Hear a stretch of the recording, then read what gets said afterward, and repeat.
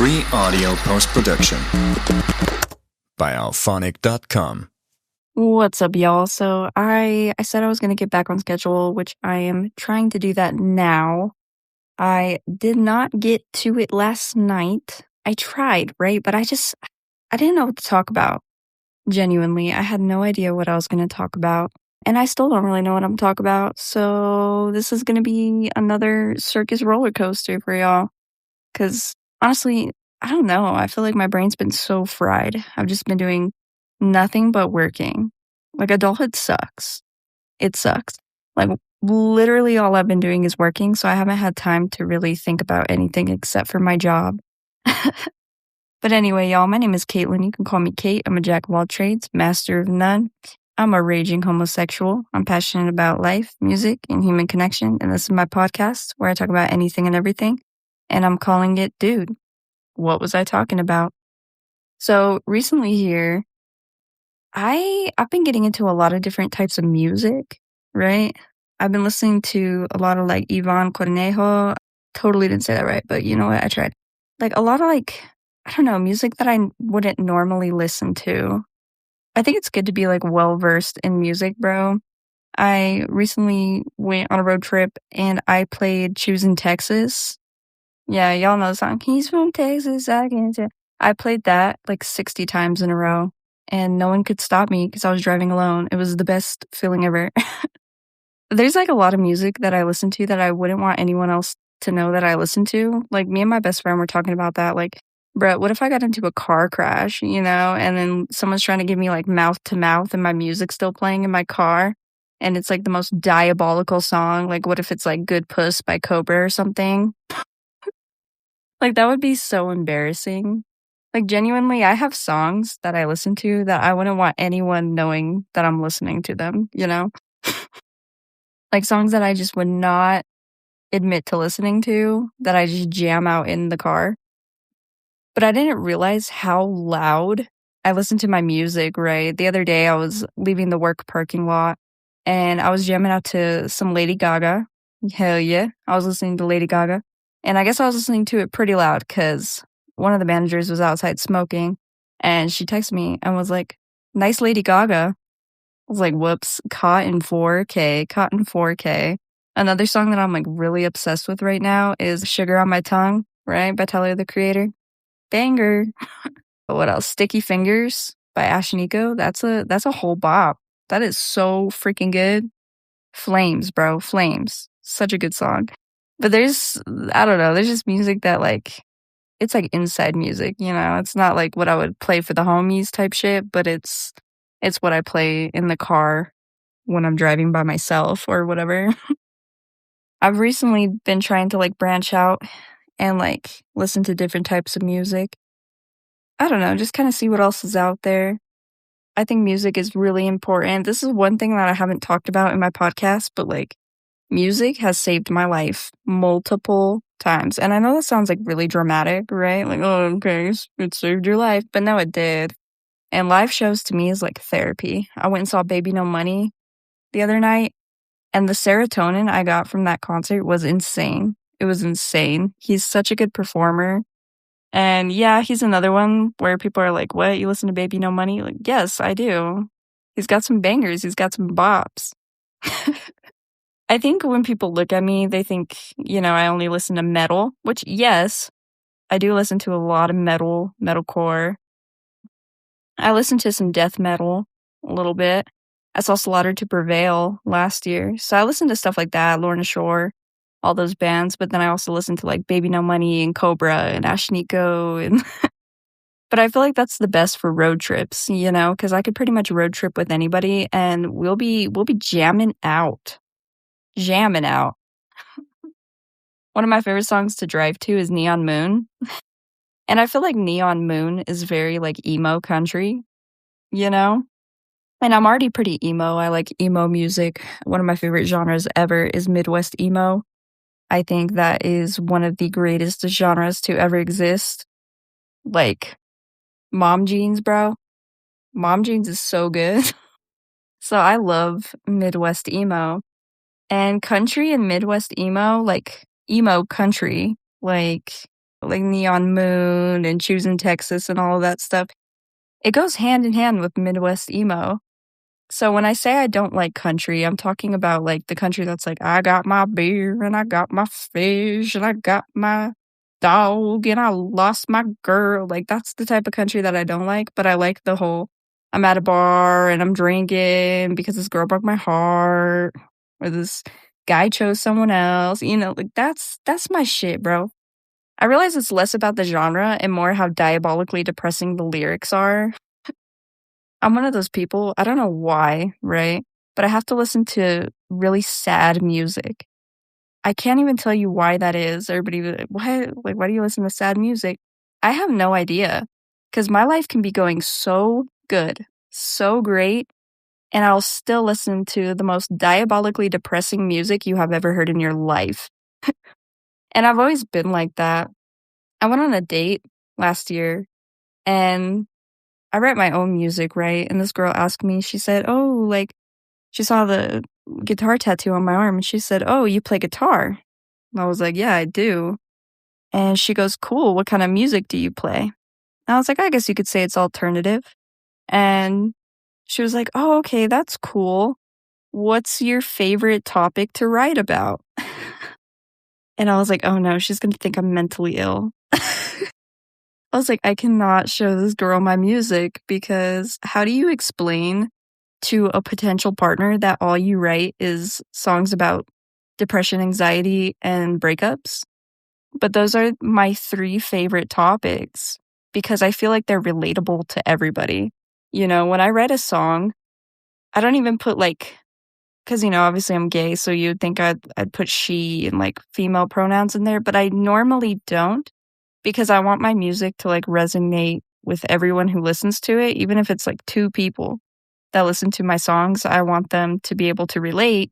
And if I put pronouns in there, not saying they can't relate to it, but it just kind of ruins the vibe of it being relatable to everybody.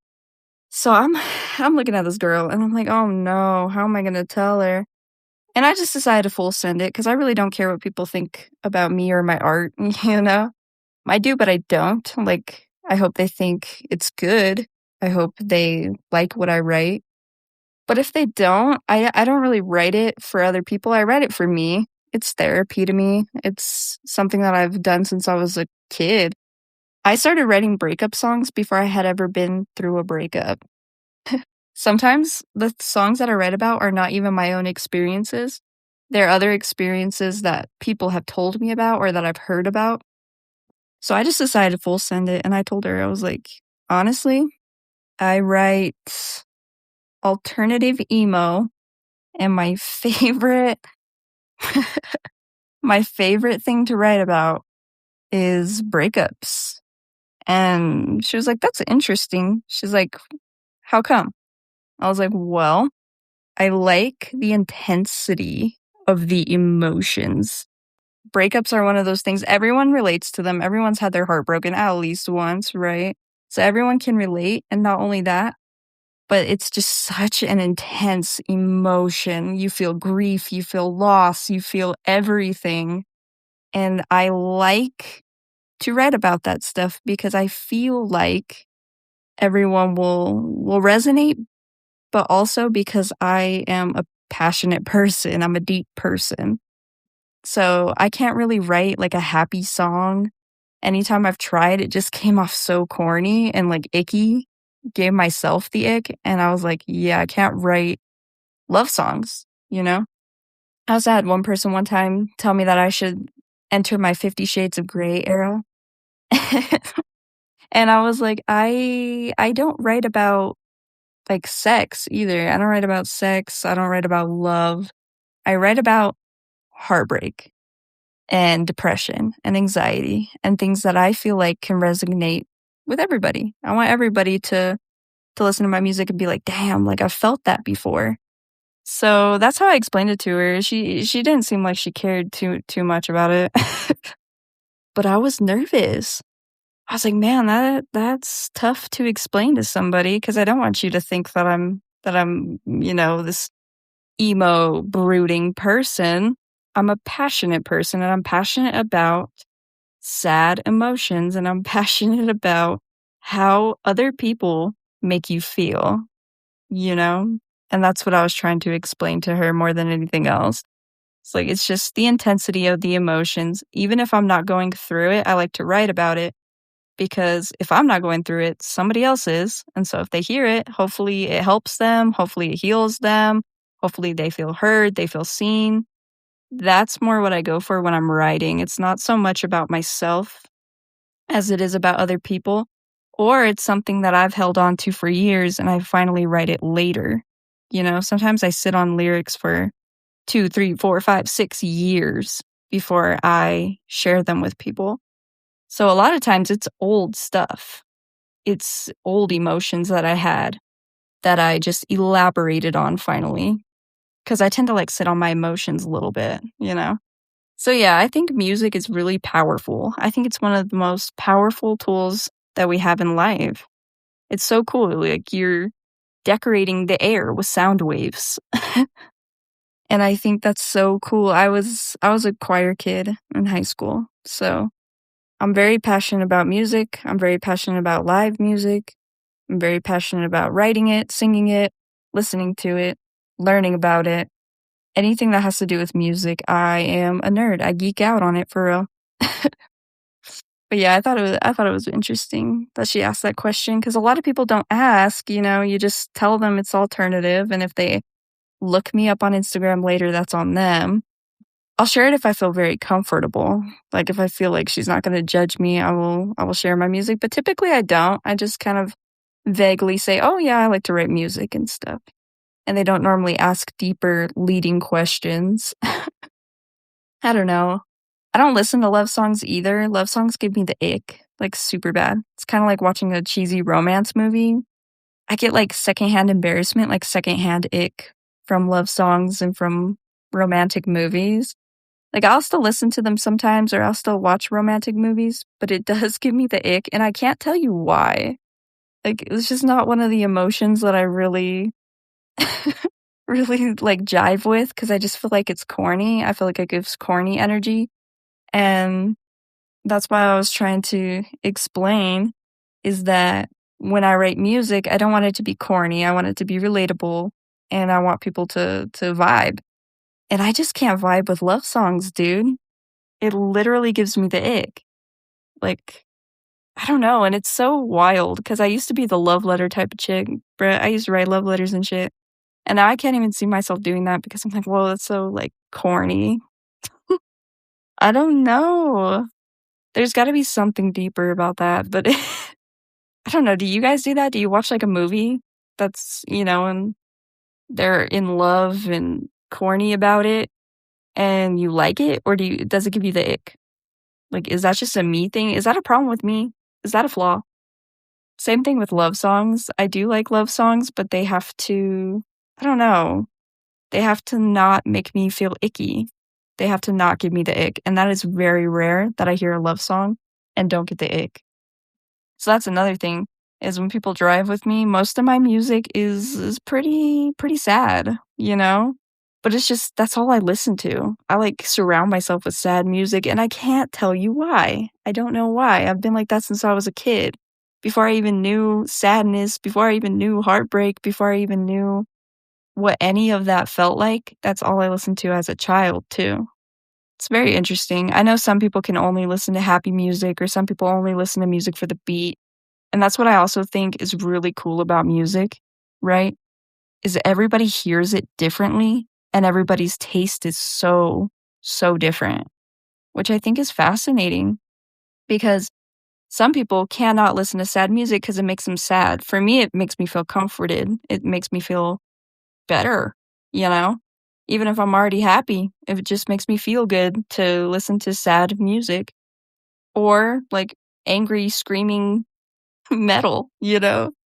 Like, I don't know, it's very, very interesting because I've met people before that were like, oh, like, I only listen to happy music and I listen to music for the beat.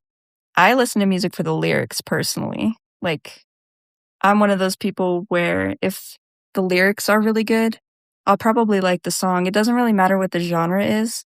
I just have to really like where the song is going and the story it's telling. I'm a very lyrically driven person, but other people listen to it for the beat, which is also cool. It's just cool to see different dynamics, you know? And it's fun to go to live shows. I've been to a bunch of live shows by myself.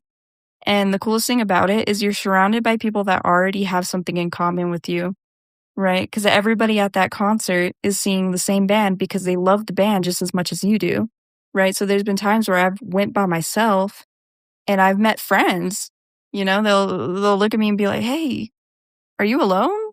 And I'm like, "Yeah, I came by myself. I just really wanted to see this band and nobody could get the time off or nobody wanted to come with me, so I just decided to go." And they're like, "Oh, cool, like, you can hang out with us, blah, blah, blah." Like, I've made random friends for the night at every single concert that I've ever been to by myself, and it's because we already have that built in.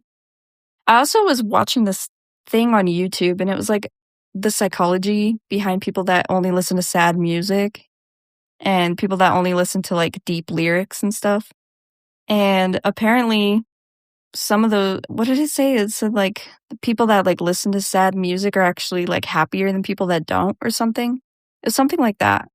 And I thought it was very, very cool because I hear music in a different way than other people do, and then other people hear music in a different way than I do, right? But when you go to a live show and you're all just vibing with the same music and you know your brains are similar, and that's such a cool thought.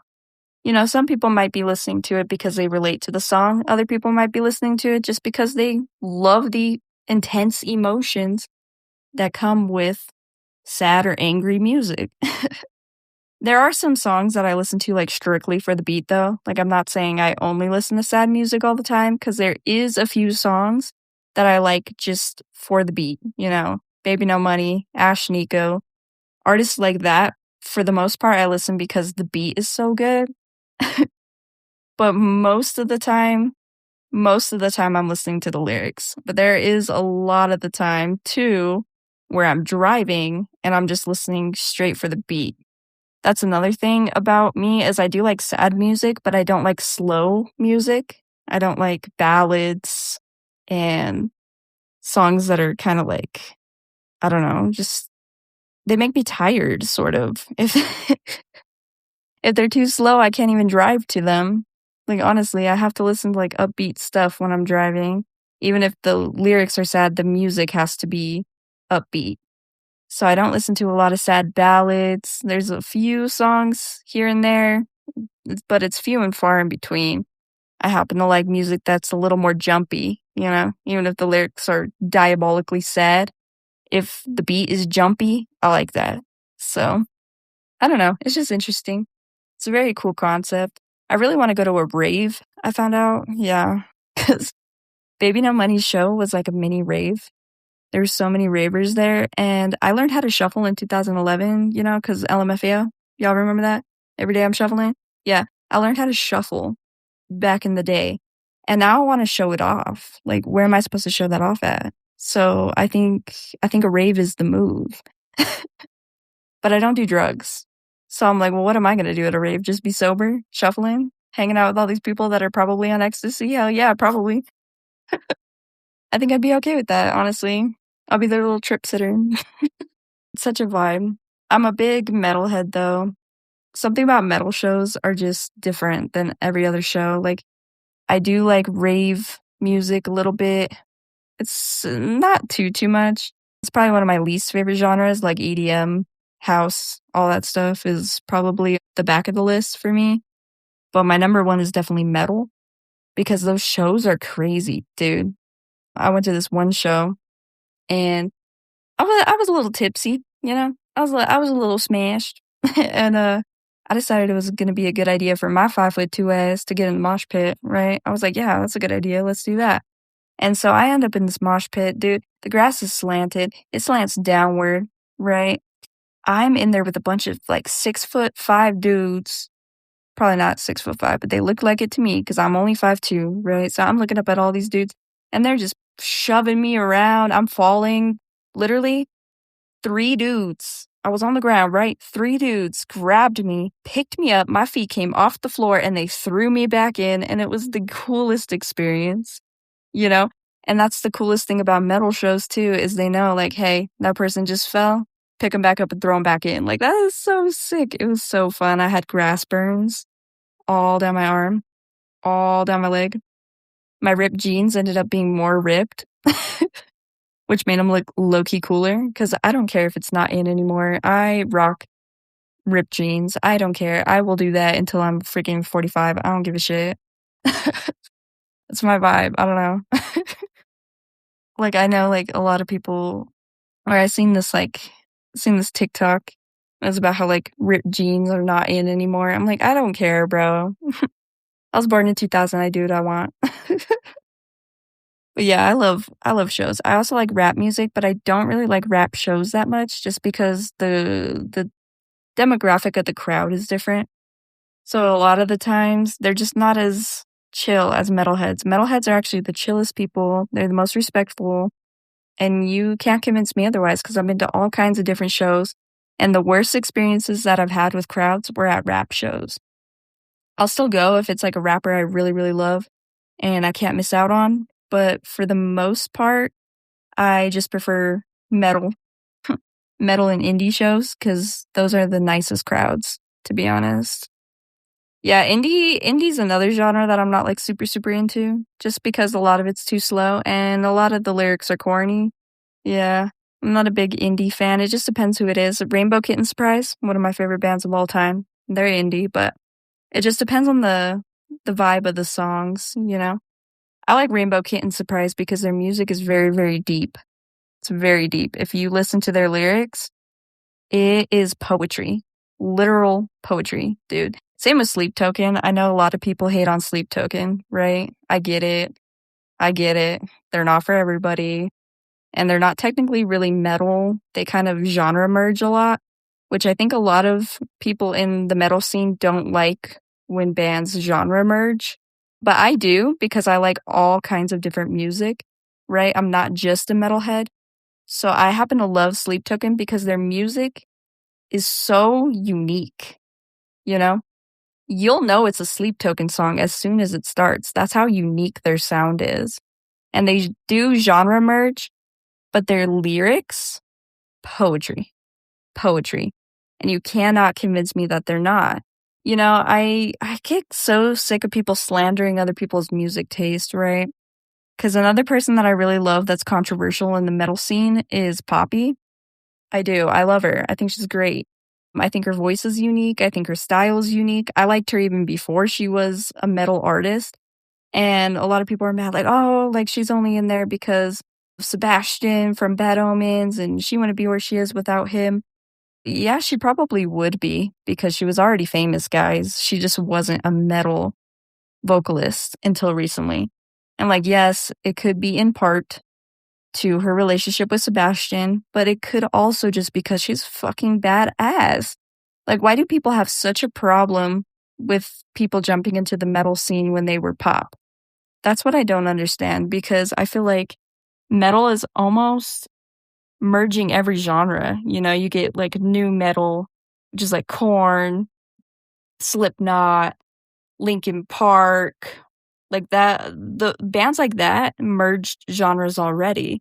So why do metalheads shit on bands for merging genres when we've been doing that forever, dude? Like, it's been going on forever, since metal was like inceptualized. Is that the word? I don't know, whatever. Since its inception, right? Metal has always been multi-genre mixing. I don't know, bro. I can't even think of the word. But they've always mixed genres, is my point.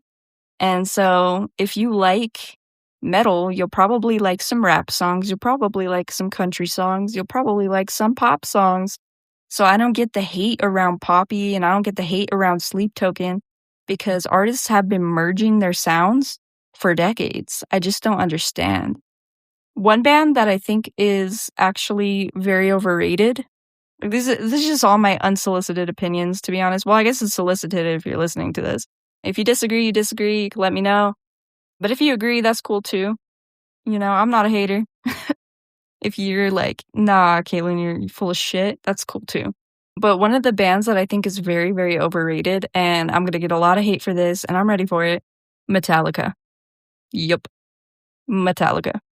I think they are very overrated. I think most of their songs sound the same. I think James Hetfield's voice is actually kind of annoying. Yeah, I know, hot take, everybody's gonna hate me for that. But it is, it's kind of annoying. I like a few songs, right? One is really good, Enter Sandman, of course. He has a few other good ones, but I'm really not a huge Metallica fan. I probably would see them in a concert just because it's Metallica and I could tell people I've seen Metallica live, but I'm not like a die-hard Metallica fan. Like, I low-key, again, controversial, y'all can hate me for this if you want. I think Pantera is better, personally. I like Pantera and I like Megadeth. Megadeth goes hard, dude. Those are two of the bands that I think are better than Metallica. But Metallica was the first, and I will hand them this, they were the first to do what they did, right? They brought metal to the forefront. So for that reason, I do like Metallica, but I think they're overrated. I think other bands surpassed Metallica a long time ago, and people just don't want to admit it because Metallica was the first one. But just because they're the first one doesn't mean they're the best one. There's a bunch of dudes in my high school that were obsessed with Metallica, and it bugged the shit out of me. Like, Metallica everything. And I was like, okay, guys, they're all right, you know? I can give them credit for being the pioneers of metal, but I can't say that they're the best metal band. I think other bands have surpassed them and have done better and made better music with more substance, you know? And I know a lot of people are going to hate that, but this is just my opinion, you know? I think Poppy's good. I think Sleep Token's good. I think Metallica's overrated. So that's what I'm talking about in this whole episode, though, is it comes down to, like, your own taste, really, because I think Poppy's amazing, and I know a lot of other people do, but then I also know that a lot of people don't like her. A lot of people think her voice is annoying, and I get it, right? But that's why taste is so interesting. Everybody's taste in music is so drastically different, and that's what makes us all unique as human beings. If we all like the same kind of music, imagine how boring life would be. I like talking to people and learning what they like to listen to because it gives me a little glimpse of who they are as a person and how their brain operates and functions. Music can tell me a lot about a person, genuinely teaches me everything I need to know about a person off of their music taste. I know that sounds crazy, but it does, because it tells me, you know, oh, this person obviously listens to music for the beat. Oh, this person really likes deep, depressing music. Great. Okay, this person really likes happy-go-lucky type music. This person really likes this sound. This person really likes that sound. This person really likes pop, metal, rap. And it's so cool to find new music from other people. I love talking to people and having them share their music with me because it's unique. It's unique to you. And it gives me more shit to add to my playlist because I'm one of those people that listens to freaking everything under the sun. So it gives me more music to listen to, and it helps me get to know you better and get to know where your mind's at, where your headspace is at. So I love it, man. I think music is one of the most beautiful things that we have in life. And I am so glad that I discovered my passion for music as a kid. My favorite band growing up was probably Bowling for Soup. Yeah, that was like the one band that I really loved. Also Green Day. I was also a really big Modest Mouse fan. Bands like that just kind of shaped who I am as a writer, who I am as a person. And music's powerful. Linkin Park was another one that I grew up with. I cried when Chester Bennington died. I grew up on Nirvana. I grew up on Red Hot Chili Peppers. Yeah, Sublime. And I also grew up on, like, disco and stuff because of my mom. And I also grew up on, like, 80s rock because of my dad. And then I learned about Tupac and Eminem and Biggie from my sister. And I learned about, you know, Tattoo from my brother. So you learn from everyone around you. And that's what's so cool about music, is it unifies everybody in some way or another. When you go to a live show, you feel that unity, bro. You feel that, like, camaraderie. Yeah, we're all singing the same songs. We're all screaming the lyrics. We're all jumping up and down. We're just going crazy for this band. And it's because we all have a mutual love for it. And it brings us all together. That's why I go to so many shows. I don't really mind spending all my money on, well, not all my money, but spending my extra fun money on concerts and stuff. Because it's such a cool experience. Every single time I go to a show, I look around the crowd and I'm like, damn, all these people have this in common with me. We all have this in common that we like this band or this artist, or, you know, we all wanted to come check out this local band. Because you gotta support the local ones too. But yeah, man, I think music is very important. Let me know what you guys think. If you think my opinion's whack, that's okay. You could tell me that too. Let me know who your favorite freaking bands are. And send me some music for real. I'm always looking for new music, new stuff to jam to. I appreciate you guys for listening. I appreciate you guys for supporting me and supporting the podcast. If you have comments, suggestions, concerns, let me know. DMs are always open, and I appreciate everybody for listening from start to finish and for being here every single freaking week. I love you guys endlessly. And dude, what was I talking about? Free audio post-production by alphonic.com.